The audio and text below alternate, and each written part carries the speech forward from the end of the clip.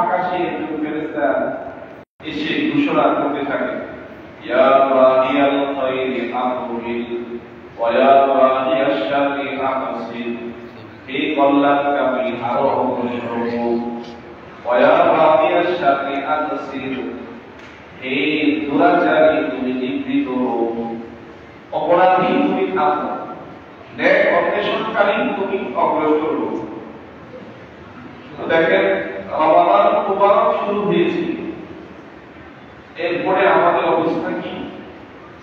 পত্র পত্রিকায় টাকা চুরি, ছিনতাই, বাগিরি, মোবাইলে দেখা যায় চোর ধরা পড়ছে। কেন বাগিরও না, শুধু ভিতরে কি অবস্থা? মসজিদের ভিতরে আগে মাইকে অ্যালার্ম করলে ভাই যে দামি বস্তু জুতার সামনে রেখে নিজ দায়িত্বে নামাজ পড়ে। রমজান আসার পর এরকম করতে হচ্ছে কেন? মুসলমানের সন্তান মসজিদে আসে আল্লাহর কথা স্মরণ করবি, আল্লাহ তাআলার কথা ইয়াদে রাখবি, তখনই তার সামান্য জুতার কথা স্মরণ করতে পারে। তার সামানের কথা মসজিদে এসেও মুসলমান মুসলিমরা নামাজে আল্লাহর দিকে ধ্যান দিবে না, সামান্য সামান এটার কথা তার দিকে আসে। মসজিদ দায়িত্বে বলি দামি বস্তু নিজ জুতা সামানা নিজ দায়িত্বে রাখে। তাহলে মুসলমান ঘোষক এসে ঘোষণা দেন, তোমার আসমানে কল্যাণকামী অগ্রসর হও, দুরাচারী থামো, নিবৃত হও। তো এই বাচ্চাগুলো অমুসলিমের বাচ্চা, অমুসলিমের সন্তান মসজিদে জুতা করে চুরি করতে আসে। কি বলেন? কোন অমুসলিম, খ্রিস্টান, ইয়াহুদি, নাসারা, হিন্দু, বৌদ্ধ মুসলমানের মসজিদের জুতা চুরি করতে মসজিদে আসে, সামানা চুরি করতে আসে। বাজার করে ব্যাগ নিয়ে মসজিদে ঢুকছি, তো 2 রাকাত নামাজ সালাম ফিরে সেই ব্যাগটা ভিতরে মসজিদে ঢুকছি, ব্যাগ নিয়ে চলে যায়। তাহলে রমাদান মুবারকি আমি এখনো পর্যন্ত নিজেকে নিবৃত করতে পারলাম না। আমি কেমন মুসলমান? আগের জমানার মুসলমান কেমন ছিল, আমি কেমন? দিল্লির জামে মসজিদে খ্রিস্টান ঢুকছে, জামে মসজিদ দেখতে আসছে, সিঁড়ি পা রাখতেছে, ঢুকতেছি, এক ফকির হাত বাড়িয়েছে, মানিব্যাগ খুলে ফকিরকে টাকা দিয়েছে, মানিব্যাগ পকেটে রাখার সময় পকেটের ভিতরে ঢুকে নাই, নিচে পড়ে গেছে।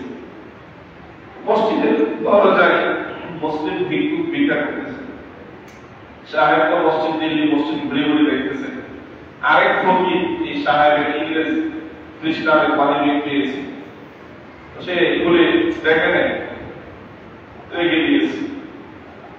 ইংরেজ খ্রিস্টান ভাষায় যে বলে, দিল্লির জামে মসজিদ তো বড় চমৎকার, অনেক সুন্দর, কারুকাজ করা, দেখার মতো একটা মসজিদ।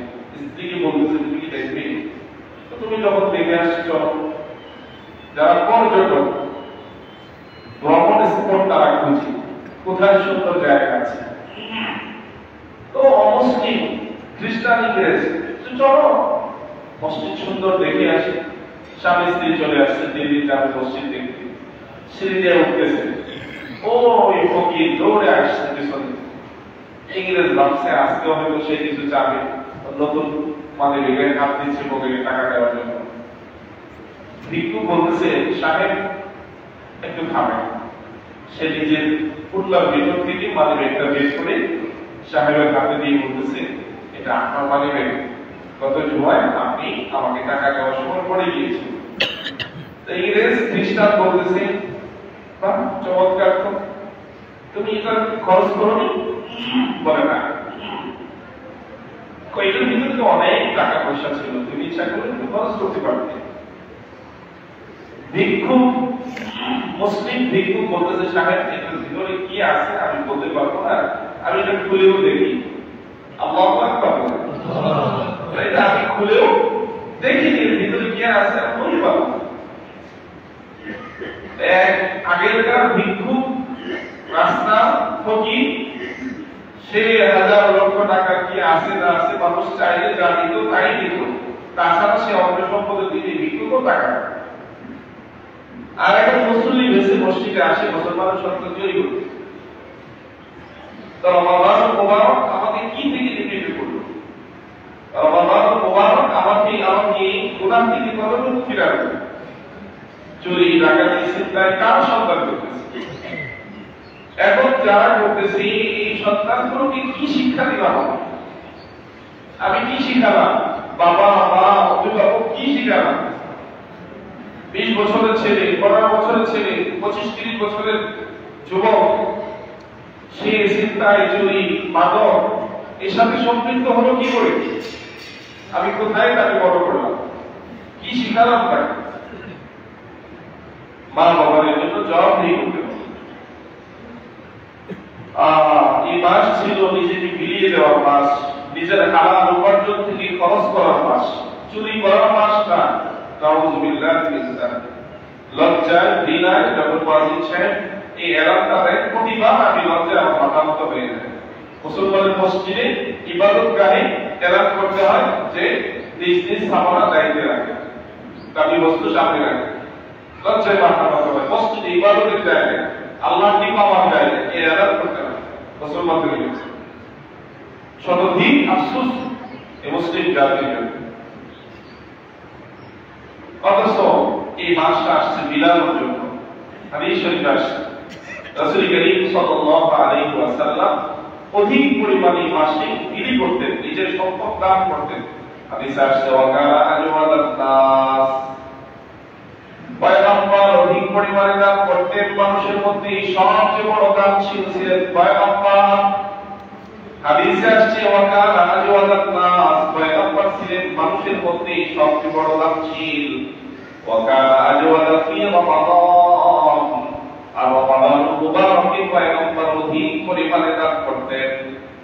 কেমন অধিক পরিমাণে দান করতেন? পয়গম্বর একদিন মাগরিবের পূর্ব মুহূর্তে মসজিদে নববীতে তাশরীফ নিয়ে এনেছেন। হঠাৎ পয়গম্বর মসজিদে নববী থেকে বের হয়ে আবার নিজ গৃহে চলে গেলেন। মাগরিবের পূর্বে আবার মসজিদে উপস্থিত হলেন। সাহাবায়ে আজমাইন জিজ্ঞেস করে, ইয়া রাসূলুল্লাহ, ইয়া হাবিবাল্লাহ, মসজিদে এসে হঠাৎ আবার দ্রুত বের হলেন, আবার মসজিদে চলে আসলেন, বাসায় গেলেন। পয়গম্বর বলেন, কিছু হাদিয়া আমার কাছে এসেছিল, হাদিয়া গুলো আল্লাহর রাস্তায় দান করে পরে মসজিদে আসছি।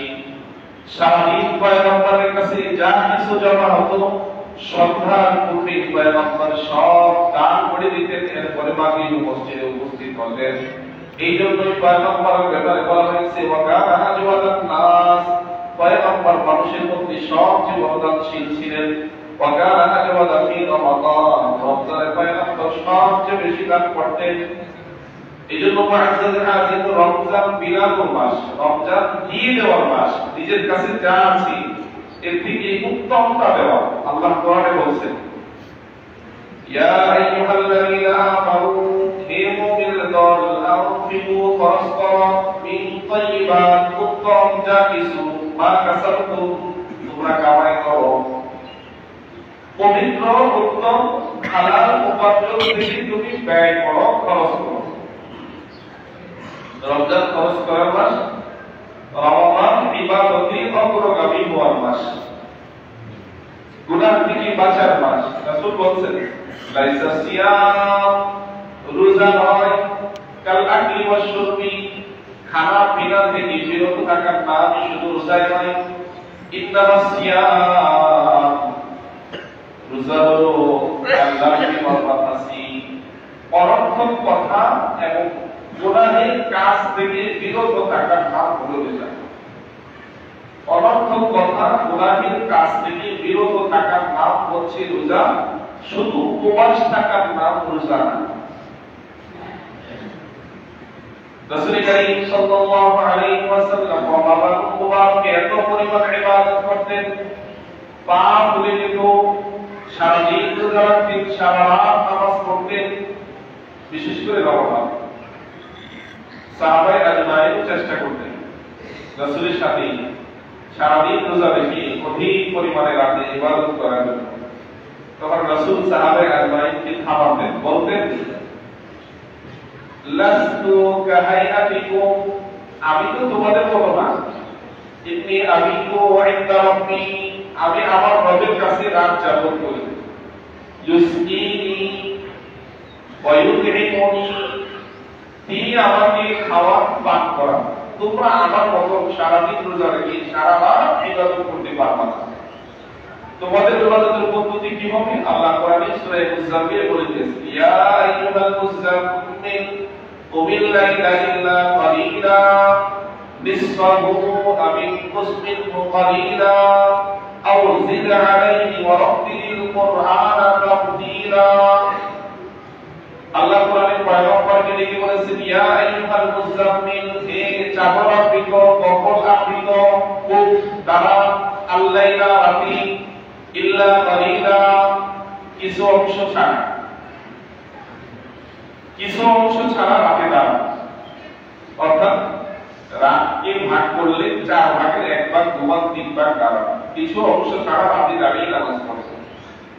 এরপর আল্লাহ বলেছেন নিসফাহু, অর্ধরাত, আমি কুসমিন কালিলা, অথবা অর্ধরাত থেকে আরেকটু কমা, 3 ভাগের 1 ভাগ দাঁড়া।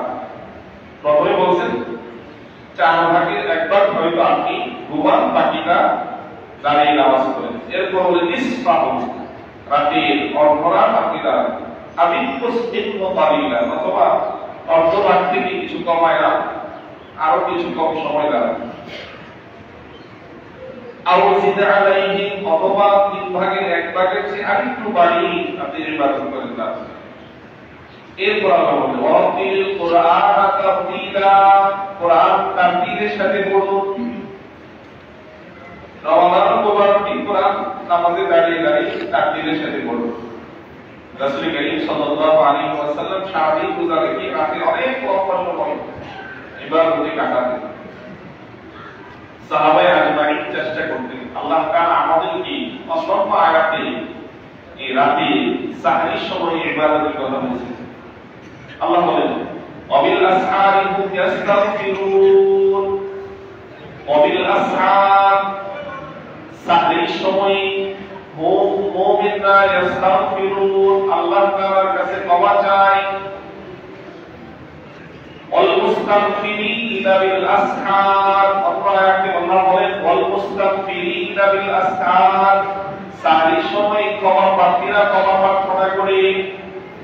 অন্য আয়াতে আল্লাহ বলেন ওয়া মিনাল লাইলি, রাতের কিছু অংশে ফাতাহাজ্জার বিহি, তাহাজ্জুদ আপনি করুন, নাফিলা তাকলাকা, আপনার জন্য তাহাজ্জুদটা নফল হবে। এর দ্বারা কি ফায়দা হবে? আসা আইয়াবাতাকা রাব্বুকা মাকামান মাহমুদা, আসা আইয়াবাতাকা রাব্বুকা মাকামান মাহমুদা, আশা করা যায় আইয়াবাতাকা, আপনাকে পৌঁছে দিবেন, রব্বুকা, আপনার রব, মাকামান মাহমুদা, প্রশংসিত স্থানে। সুবহানাল্লাহ। আল্লাহ কোরআনের ভাষায় সাহরির সময় মুমিনরা ইস্তিগফার করে। ওয়াল মুস্তাগফিরিন, ক্ষমা প্রার্থীরা, ইস্তিগফারকারীরা, বিল আসহার, সাহরির সময় তারা ক্ষমা চায়। আর এই আয়াতে আল্লাহ আল্লাহর নবীকে আদেশ করেছেন ওয়ামিনাল লাইল, রাতের কিছু অংশে, ফাতাহাজ্জার বিহি, এই অংশে আপনি তাহাজ্জুদ পড়ুন, নাফিলাতান লাকা, তাহাজ্জুদটা আপনার জন্য নফল হবে। এই তাহাজ্জুদ আপনাকে কোথায় পৌঁছাবে? আসা আইয়াবাতাকা রাব্বুকা মাকামান মাহমুদা, আশা করা যায় এই তাহাজ্জুদের অভ্যাস যদি আপনি রমাদান মুবারকে করে তোলেন, আইয়াবাতাকা রাব্বুকা, আপনার রব আপনাকে পৌঁছে দিবে মাকামান মাহমুদা, প্রশংসিত স্থানে। সুবহানাল্লাহ। তাহলে তাহাজ্জুদ গুজার কি নামাজিকে যে তাহাজ্জুদ পড়ে তাকে প্রশংসিত, আল্লাহর প্রশংসিত জায়গায় তাকে পৌঁছে দেয়। এই তাহাজ্জুদের অভ্যাস করার সুবর্ণ সুযোগ রমাদান মুবারক। এজন্য পয়গম্বর রমাদানের দান অধিক পরিমাণে করতেন, পয়গম্বর রমাদানে কিয়াম অধিক পরিমাণে করতেন, পয়গম্বর রমাদানে তিলাওয়াত অধিক পরিমাণে করতেন। ওয়ারাতিল কুরআন তারতিলা, তারতিলের সাথে রমাদানে আপনি কোরআন পড়েন। রমজান আসছে, কোরআন পড়ার জন্য শাহরু রমাদান, রমাদানুল মুবারক, উনজিলা ফীহিল কুরআন, রমজানুল মুবারকে কোরআন নাযিল হয়েছে। রমজানে যারা কোরআন পড়ে তারা কোরআনের সাথে তাদের সখ্যতা সম্পর্ক গড়ে ওঠে। কেমন সখ্যতা সম্পর্ক গড়ে ওঠে? অনেকে পড়তে পড়তে তাদের চোখ থেকে পানি গড়িয়ে পড়ে। কোরআনে কারীমের মধ্যে সূরাতুল আনফালে আয়াত আছে। আবার কিছু মানুষ আছে কোরআন পড়েও না, কোরআনের অনুধাবনও তাদের ভিতরে কাজ করে না। আল্লাহ কোরআনে বলছেন, আম তাহসাবু আন্না আকতারাহুম ইয়াসমাউনা আও ইয়াকিলুন। আপনি কি মনে করেন আন্না আকতারাহুম ইয়াসমাউন, তাদের অধিকাংশ কোরআন শুনি, আও ইয়াকিলুন, কোরআন বুঝে? আল্লাহ বলেন, উলাইকা কাল আনআমি বাল হুম আদাল্লু সাবিলা। কোরআন শুনে না, কোরআন বুঝে না। শুনে না মানে তাহাবিতে এসেও কোরআন শুনে না, পড়ে তো না, বুঝে তো না, তাহাবিতে এসেও কোরআন শুনে না। তারা কারা? আল্লাহ বলেন, উলাইকা কাল আনআম, এরা চার পায়ের জানোয়ারের নেই। দুই পায়ের মানুষ কিন্তু চার পায়ের জানোয়ারের নেই তাদের অবস্থা। বাল হুম আদাল্লু সাবিলা, বরং এর চেয়েও তারা আরো নিকৃষ্ট। চার পায়ের জানোয়ারের চেয়েও তারা নিকৃষ্ট। কারণ চার পায়ের জানোয়ারকে আল্লাহ তাআলা অনুধাবন শক্তি দেননি, বুঝ শক্তি, জ্ঞান দেননি। বুঝ শক্তি, জ্ঞান শক্তি না থাকার কারণে সে বুঝে না। আর দু পায়া আদমকে, আশরাফুল মাখলুকাতকে আল্লাহ তাআলা আকল দিয়েছেন, জ্ঞান দিয়েছেন। জ্ঞান থাকার পরেও সে বুঝে না। তো যে চার পায়ের জানোয়ার জ্ঞান নাই সে বুঝে না, আর যে দু পায়ের জানোয়ার তার জ্ঞান আছে সে বুঝে না। তো যার জ্ঞান না থাকার পর বুঝে না, আর যার জ্ঞান থাকার পর বুঝে না, উভয় কি সমান? উভয় সমান না। এজন্য আল্লাহ বলেন, বাল হুম আদাল্লু সাবিলা, বরং দুই পায়া এই জানোয়ার চার পায়া নির্ভুল জানোয়ারের চেয়ে আরো নিকৃষ্ট। এজন্য আল্লাহ কোরআনে অন্য আয়াতে সূরাতুল আনআমের মধ্যে 9 পারা 13 নম্বর পৃষ্ঠা আল্লাহ বলেন, ওয়ালাকাদ যারাবনা লিজাহান্নামা কাসীরাম মিনাল জিন্নি ওয়াল ইনস লাহুম কুলুবুন লা ইয়াফকাহুনা বিহা ওয়া লাহুম আ'য়ুনুন লা ইউবসিরুনা বিহা ওয়া লাহুম আযানুন লা ইয়াসমাউনা বিহা উলাইকা কাল আনআমি বাল হুম আদাল উলাইকা হুমুল গাফিলুন। আল্লাহ বলেন, ওয়ালাকাদ যারাবনা, অবশ্যই আমি জমা করব, লিজাহান্নামা, জাহান্নামের জন্য, কাসীরাম মিনাল জিন্নি ওয়াল ইনস, অধিক পরিমাণে মানুষ এবং জিন। তারা কারা? আল্লাহ বলেন, লাহুম কুলুবুন লা ইয়াফকাহুনা বিহা, যাদের কলম ছিল তারা অনুধাবন করত না, ওয়া লাহুম আ'য়ুনুন লা ইউবসিরুনা বিহা, যাদের চোখ ছিল চোখ দিয়ে তারা দেখত না, ওয়া লাহুম আযানুন লা ইয়াসমাউনা বিহা, যাদের কান ছিল কান দিয়ে তারা শুনত না।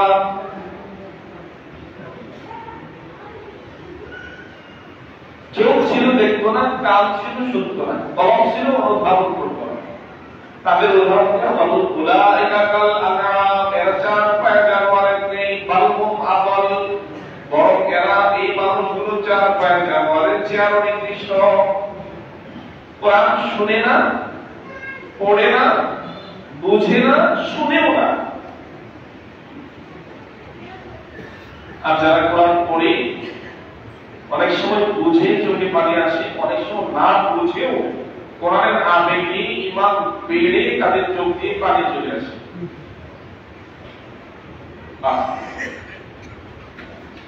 وَإِذَا قُرِئَ الْقُرْآنُ فَاسْتَمِعُوا لَهُ وَأَنصِتُوا لَعَلَّكُمْ تُرْحَمُونَ। যখন কোরআন পড়া হয় তোমরা চুপ থাকো, মন দিয়ে কোরআন শোনো। আল্লাহ কোরআনে অন্য জায়গায় বলেন, ইন্নামাল মুমিনুনা আল্লাযীনা ইযা যুকিরাল্লাহু ওয়াজিলাত কুলুবুহুম, মুমিনরা যখন তাদের সামনে আল্লাহ আলোচনা করা হয়, ওয়াজিলাত কুলুবুহুম, তাদের কলব গলে যায়, বিগলিত হয়। ওয়া ইযা তুলিয়াত আলাইহিম আয়াতুহু যাদাতহুম ঈমানা, যখন তাদের সামনে আল্লাহর আয়াত, কোরআনের আয়াত তেলাওয়াত করা হয়, যাদাতহুম ঈমানা, তাদের ঈমান বেড়ে যায়, ঈমান বৃদ্ধি পায়। সামনে আল্লাহ আলোচনা করলে কলব বলে চোখে পানি আসে। তিলাওয়াত শুনলে জানাতুল ঈমান, তাদের ঈমান বৃদ্ধি পায়, ঈমান বেড়ে যায়। অন্য আয়াতে, আমার আয়াত সময় আসতেছে, অন্য আয়াতে আসছে তিলাওয়াতের সময় তাদের চোখ পানি পড়ায়, পানি ঝর্ণা নেই, পানি তাদের চোখ ছেড়ে দেয়। এই জন্য দেখবেন অনেক জায়গায় আমাবানি নামাবিদি এরা ফারমাইন শরীফে যখন ইমাম সাহেব তিলাওয়াত করে নামাজে দাঁড়িয়ে মুসলিমের চোখ দিয়ে অজস্রী পানি ঝরে। তো আমার উপর পানি ঝরানোর মাস, তিলাওয়াতের মাস, জিকিরের মাস, গানের মাস। মাসুল হাজিরিন, হাদিসে পয়গম্বর বলেছেন, প্রভুই বলেছি, খানা পিনা থেকে নিবৃত থাকার নামই রোজা দ্বারা পরম রোজা হলো অনর্থক কথা এবং গুনাহের কাজ থেকে বিরত থাকার নাম রোজা।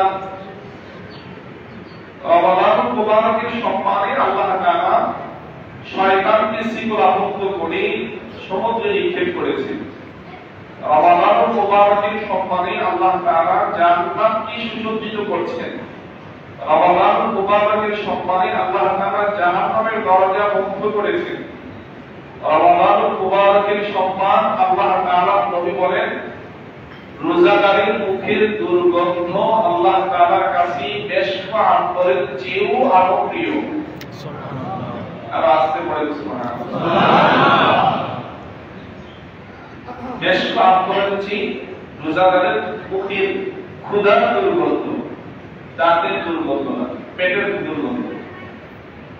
রমাদানে মিসওয়াক করা যায়, মিসওয়াক করা যাবে, ব্রাশ পাউডার ব্যবহার করা যাবে না, টুথপেস্ট ব্যবহার করা যাবে না, এদের হলে হালকা হবে, পেটের ভিতরে গেলে গোটা দিয়ে যাবে। কিন্তু মিসওয়াক করবে, প্রতি নামাজের সময় মিসওয়াক করবে, মিসওয়াক করা সুন্নাত। মিসওয়াক সারা নামাজ আর মিসওয়াক করে নামাজ পার্থক্য হলো, মিসওয়াক করে ওযু করে নামাজ পড়লে আর মিসওয়াক সারা নামাজের সাথে মিসওয়াকের নামাজের ফজিলত হলো 70 গুণ বেশি। মিসওয়াক সাথে না থাকলে আঙ্গুল নিয়ন্ত্রণ, এদিকে ইশারা আঙ্গুল দিয়ে এদিকে একবার এদিকে একবার, অন্তত মিসওয়াক সাথে না থাকে প্রতি ওযুর সময়। আল্লাহ আমল করার তৌফিক দান করুন, আমিন। তো রমাদান মুবারক সম্মানে রোজাদারের মুখের দুর্গন্ধ আল্লাহর কাছে বেশ কয়ের চেয়েও অধিক প্রিয়।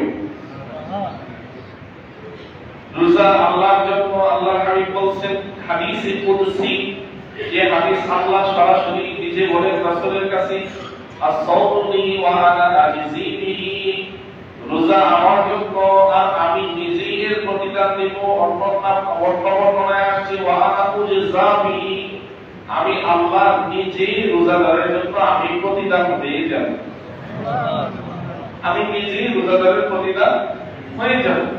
মাওলাহুল মাওলা ফালাহুল কুল, মাওলা যার হয়ে যায় তামাম পৃথিবীর সব কাজে, আল্লাহ যদি কারো হয়ে যায় তার আর কোনো কিছুর অভাব আছে, তার কোনো কিছুর আর কমতি থাকে।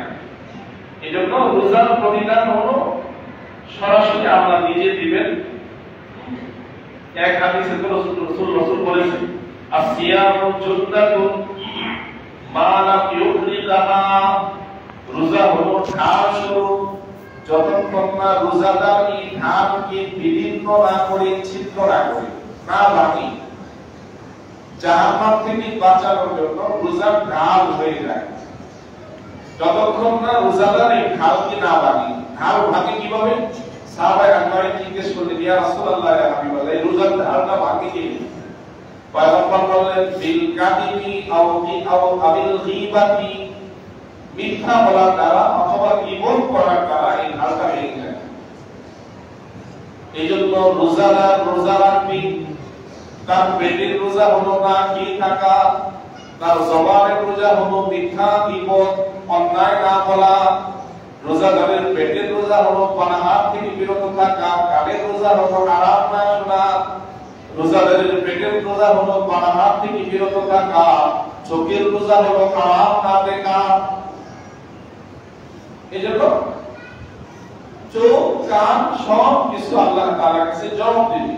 ইন্নাস সামআ ওয়াল বাসারা ওয়াল ফুআদা কুল্লু উলাইকা কানা আনহু মাসউলা।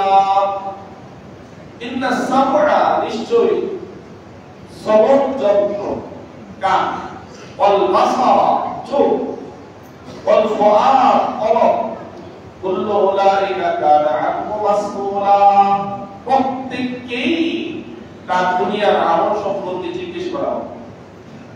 তো সবার আগে বলছি কানের কথা, কানের কথা আগে বলছি, কারণ পৃথিবীতে যখন বাচ্চা ভূমিষ্ঠ হয় তখন ডাক্তার বিজ্ঞানীরা বলেন বাচ্চা সবার আগে পঞ্চেন্দ্রিয় কানের কাজ শুরু হয়। বাচ্চা যখন ভূমিষ্ঠ হওয়ার পর চোখ খুলে না, কোন কোন বাচ্চা চোখ খুলতে 2 দিন 3 দিন সময় লেগে যায়, কিন্তু সবার আগে সে শুনে কান। এটাও কানে শুনতে অনেক সময় 1 ঘন্টা 2 ঘন্টা একদিনও তার অনুধাবন করতে সময় লাগে। দুনিয়ায় মানব সন্তান আগমনের পর তার যাত্রা শুরু হয় কানে শোনার মাধ্যমে। এই জন্য আল্লাহ তাআলা সবার আগে কানের কথা বলছেন। ইন্না সামআ নিশ্চয়ই শ্রবণ যন্ত্র কান, ওয়াল বাসারা এরপর চোখে দেখে, ওয়াল ফুআদা এরপর সে অনুধাবন করতে শুরু করে। কুল্লু উলাইকা কানা আনহু মাসউলা, প্রত্যেকটা আল্লাহ তাআলার কাছে জবাবদিহি করবে। এজন্য ওয়াইজাত মুসলিমিন কিরাম রমাদান মুবারকের সবচেয়ে বড় আমল হলো রোজার পাশাপাশি কুরআন থেকে বাঁচা এবং অধিক পরিমাণে কালামে হাকিমের তিলাওয়াত করা। অনেকে আমরা তিলাওয়াত শুরু করেছি, খতম করতেছি, তিলাওয়াত শুরু করেছি কোরআন কারীম খতম করার জন্য। একটু হাতগুলো ওঠান দেখি, যারা কোরআন রমজানে পড়া শুরু করেছে হাত ওঠান না, একটু রমজানে কোরআন পড়তে শুরু করেছে, সংখ্যাটা একেবারে কম না, আবার হাত তুলবেন। রমজানে কোরআন পড়তে শুরু করেছি খতমের উদ্দেশ্যে অথবা এমনি, একটু হাত তুলবেন দেখি সংখ্যাটা কেমন। আমি শুধু হাত ওয়ালের দিকে তাকাবো, হাত নিচে তাদের দিকে তাকাচ্ছি না। মাশাআল্লাহ, এই সংখ্যা আগের চেয়ে বাড়ছে। তো তাও 1/3 1/3। অথচ রমাদান মুবারক এসেছে কোরআন তিলাওয়াতের জন্য। রমাদানের সম্মানই বেড়েছে কোরআন কারীমের তিলাওয়াতের জন্য। হাত তুললাম কেন? যারা পড়ছেন তাদেরকে উদ্বুদ্ধ করার জন্য, যারা শুরু করেননি এখনো তাদের টনক ধারণা। আজকে থেকে শুরু করবেন, আজকে থেকে শুরু করবেন, তিলাওয়াত শুরু করুন আজকে থেকে। যতটুকু পায় 1 লাইন 2 লাইন 1 পৃষ্ঠা সারাদিন পড়া, কোরআনের সাথে সম্পর্ক হোক, শুরু হোক। কোরআনের সাথে যার সম্পর্ক হবে তার মর্যাদা আল্লাহ রাসূলের কাছে বাড়বে, আল্লাহ তাআলার কাছে বাড়বে। ইমাম আসিফ রাহিমাহুল্লাহ ঘটনা আমি প্রায় বলি, এত সুন্দরভাবে কোরআন পড়তেন যার ফলে তার মুখ থেকে সব সময় সুঘ্রাণ বের হতো। সাথে সাথে জিজ্ঞেস করতো, ব্যাপার কি তোমার এত সুন্দর সুঘ্রাণ বের হয় মুখ থেকে?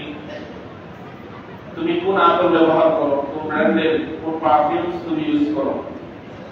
আমি বলতেন না, আমি কোন পারফিউমস ইউজ করি না, কোন দামি আতরও ব্যবহার করি না, নরমাল আতর ব্যবহার করি। তোমার মুখ থেকে সুঘ্রাণ, শরীর থেকে সুঘ্রাণ বের হয় কারণ?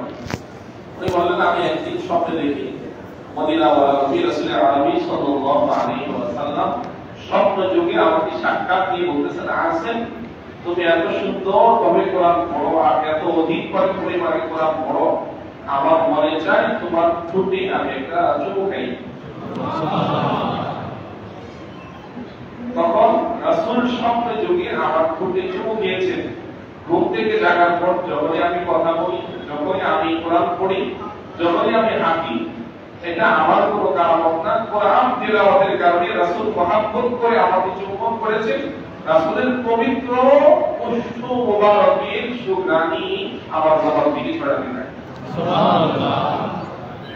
আর রাসূলের আরেকজন সাহাবী উবাই ইবনে কাব রাদিয়াল্লাহু তাআলা বেশি পরিমাণে কোরআন শরীফ পড়তেন, অধিক পরিমাণে তিলাওয়াত করতেন। তিলাওয়াতের কারণে তার মর্যাদা এত বেড়েছে যে আল্লাহ হাবিবকে বলেন, আপনি উবাই ইবনে কাবের তেলাওয়াত শুনেন। রাসূল উবাই ইবনে কাবের কাছে গেলেন, তিনি কোরআন শরীফ পড়তেছেন, রাসূলকে দেখে বন্ধ করলেন। রাসূল বললেন, তুমি বন্ধ করলে কেন? উবাই ইবনে কাব বলেন, ইয়া রাসূলুল্লাহ, আমি বললাম আপনার উপর কোরআন নাযিল হয়েছে, আপনার সাথে আমার কোরআন পড়তে ভয় লাগে। রাসূল বলেন, আল্লাহ আমাকে আদেশ করেছেন আমি যেন তোমার কাছ থেকে জিবরীল যেভাবে তেলাওয়াত করেন এভাবে তোমার কণ্ঠে কোরআনে কারীমের তেলাওয়াত শুনি। তখন তিনি বলেন, আল্লাহু সাম্মাকা, আল্লাহকে আপনার নাম দিয়েছেন।